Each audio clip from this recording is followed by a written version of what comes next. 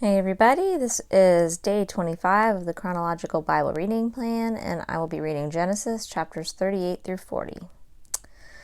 And it came about at that time that Judah departed from his brothers, and visited a certain Adullamite whose name was Hira. And Judah saw there a daughter of a certain Canaanite whose name was Shua, and he took her and went into her. So she conceived and bore a son, and he named him Then she conceived again, and bore a son, and named him Onan. And she bore still another son, and named him Shelah, and it was at Chezib that she bore him. Now Judah took a wife for his firstborn, and her name was Tamar. But Judah's firstborn, was evil in the sight of the Lord, so the Lord took his life. Then Judah said to Onan, Go into your brother's wife, and perform your duty as a brother-in-law to her, and raise up offspring for your brother.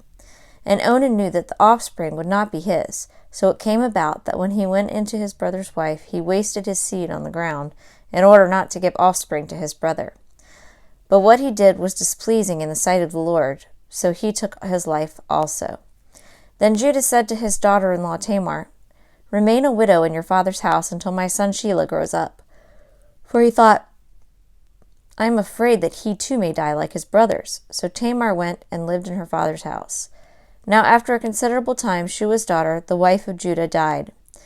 And when the time of mourning was ended, Judah went up to his sheep shearers at Timnah, he and his friend Hira the Adullamite. And it was told to Tamar, Behold, your father-in-law is going up to Timnah to shear his sheep.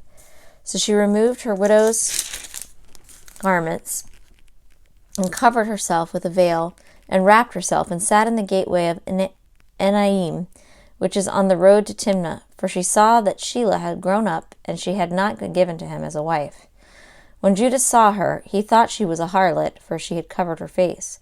So he turned aside to her by the road, and said, Here now, let me come in to you, for he did not know that she was his daughter-in-law. And she said, What will you give me, that you may come in to me?